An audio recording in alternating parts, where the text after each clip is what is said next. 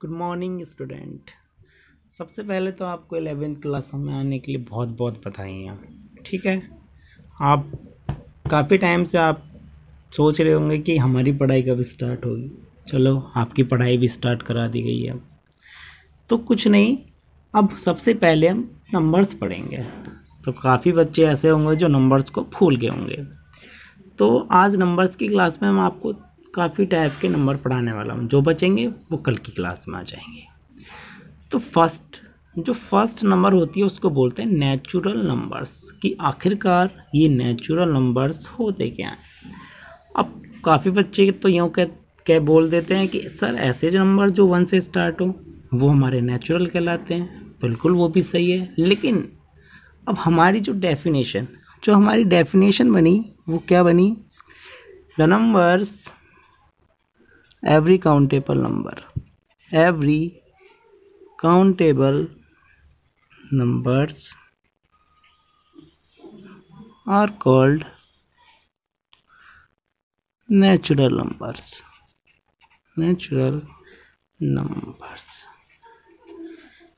Every countable means ऐसे number, ऐसी संख्याएं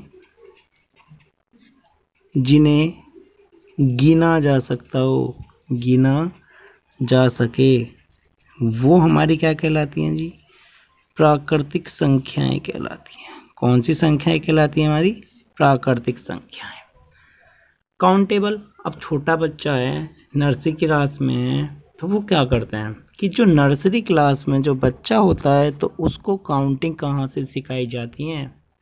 तो उसको काउंटिंग सिखाई जाती है 1 से। 1 कहेगा, फिर 2 कहेगा, फिर 3 कहेगा।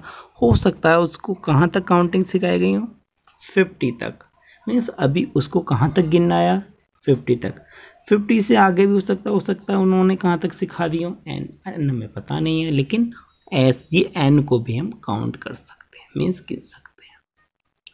तो आज के बाद सबको ये डेफिनेशन पता होना चाहिए कि नेचुरल नंबर्स क्या होती हैं। Means every countable numbers are called natural numbers. Means ऐसी संख्याएं जिन्हें गिना जा सकता हो वो कहलाती हैं प्राकृतिक। 0 को गिन सकते हो क्या? नहीं गिन सकते ना, क्योंकि काउंटिंग जो सिखाई गई वो 1 से सिखाई गई। तो क्लास में यदि बच्चे हैं तो आप कहाँ से स्टार्ट करोगे? 0 से करोगे या 1 से करोगे? 1 से करोगे। इसलिए काउंटेबल नंबर ही कहलाती है हमारी नेचुरल नंबर। ठीक, समझ में आ गया होगा, उम्मीद है। नेक्स्ट हमारी नंबर आती है होल नंबर्स। होल नंबर्स का मतलब पूर्ण, मीन्स जो पूरी हों। पूर्ण हो कहने का मतलब ऐसी नंबर्स। अब देखो इनकी डेफिनेशन कैसे बनी। Means those numbers starts from 0 is called whole numbers। जो संख्याएं कहाँ से? 0 से प्रारंभ हो वो कैसी कहलाती हैं? हमारी पूर्ण कहलाती हैं। पूर्ण संख्याएं कहते हैं। ठीक, अब एक चीज मैंने छोड़ दी। अब जो हमारी नेचुरल नंबर है, अब इसका रिप्रेजेंट मैंने छोड़ दिया कि नेचुरल नंबर को किससे रिप्रेजेंट करते हैं? कैपिटल एन से रिप्रेजेंट करते हैं। किससे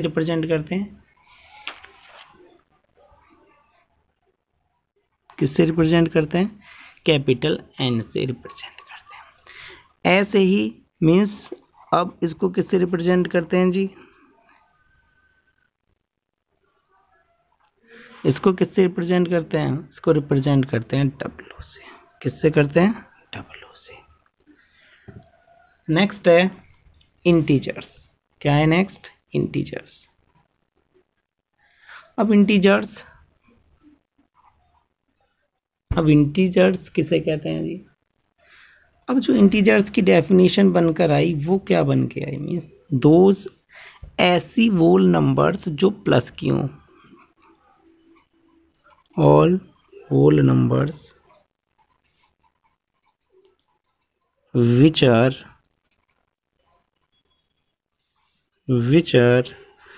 positive and negative and negative are called integers. Are called integers.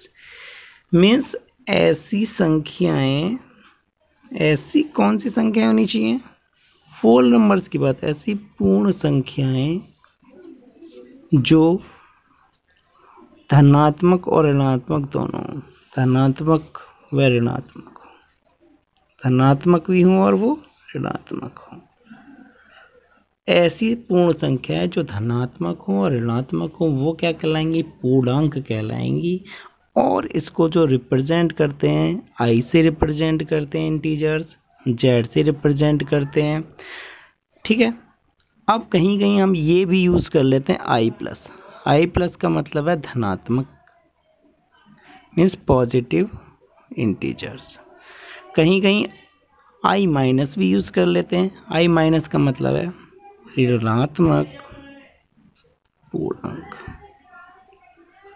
ठीक, कहीं कहीं जेड प्लस का मतलब धनात्मक पॉजिटिव इंटीजर्स, और जेड माइनस का मतलब, यदि यहाँ पर दोनों यूज़ हो रहे हैं आई और जेड तो यहाँ दोनों आएंगे।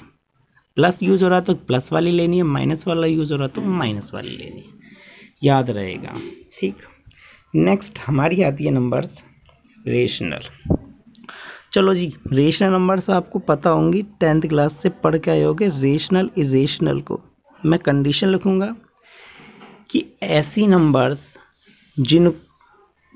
जिन्हें किस फॉर्म में लिखा जा सकता हो? पी अपॉन क्यू की फॉर्म में। पहली कंडीशन है, उनको किस फॉर्म में लिखा जाना चाहिए? पी अपॉन क्यू की फॉर्म में तो लिखा जाना चाहिए। सेकंड क्या होना चाहिए? क्या होना चाहिए पता है? कि पी और क्यू क्या होने चाहिए? इंटीजर्स होने चाहिए। क्या होने चाहिए? इंटीजर्स। और थर्ड कंडीशन क्या है? क्यू की वैल्यू कितनी नहीं होनी चाहिए? 0। जहाँ पर ये तीनों प्रॉपर्टी सेटिस्फाई हो जाएं वो नंबर्स हमारी कौन सी नंबर्स कहलाएगी? रेशनल। और इसको जो रिप्रेजेंट करते हैं, किससे रिप्रेजेंट करते हैं हम? क्यू से रिप्रेजेंट करते हैं, क्योंकि पहला चैप्टर है सेट, तो इसमें सारी नंबर्स को जानना बहुत ज़रूरी है, उनका रिप्रेजेंटेशन भी पता होना ज़रूरी है। तो रिप्रेजेंटेशन किससे करते हैं? इसको हम क्यू से करते हैं। तो रेशनल नंबर्स मीन्स परिमेय संख्या पी अपॉन क्यू की फॉर्म होनी चाहिए। पी और क्यू इंटीजर्स का मतलब पीछे बताया था मैंने इंटीजर्स क्या होते हैं, वो होने चाहिए। और क्यू की वैल्यू मीन्स नीचे वाली वैल्यू 0 नहीं होनी चाहिए, क्योंकि अगर नीचे वाली वैल्यू 0 हो गई, यदि नीचे वाली वैल्यू 0 हो गई तो वैल्यू को ये इनफाइनाइट बना देगी, मीन्स जो अनडिफाइंड होगी। इसलिए क्यू की वैल्यू 0 नहीं हो सकती, पी की वैल्यू 0 हो सकती है। क्या हो सकती है? पी की वैल्यू 0 हो सकती है। तो ये हमारी क्या कहलाएंगी? Rational numbers. नेक्स्ट आपने क्वेश्चन पहला चैप्टर पढ़ा होगा, तो उसमें क्वेश्चन आता होगा कि रेशनल नंबर्स किन्हें कहते हैं जी। अब सीधी सीधी डेफिनेशन ये बनी, those numbers which are not rational, which are not rational। ऐसी नंबर्स जो कैसी ना हो? रेशनल ना हो, वो क्या कहलाएंगी? इरेशनल। मीन्स ऐसी संख्याएं जो परिमेय ना हो। कैसी ना हो? परिमेय ना हो, तो वो कहलाएंगी हमारी अपरिमेय संख्याएं। अब देखो, अपरिमेय संख्या एग्जाम्पल से पता चल जाएगी आपको अपरिमेय। अब मैंने कहा क्या रूट टू हमारी परिमेय है? देखो क्वेश्चन भी आता है 10th क्लास में कि √2 एक अपरिमेय है। क्यों? क्योंकि इसको हम पी अपॉन क्यू की फॉर्म, क्योंकि देखो √2 पी अपॉन क्यू की फॉर्म में क्या लिखा है? क्या √2 पी और क्यू, कंडीशन क्या थी? पी और क्यू क्या इंटीजर है? नहीं, √2 इंटीजर नहीं है।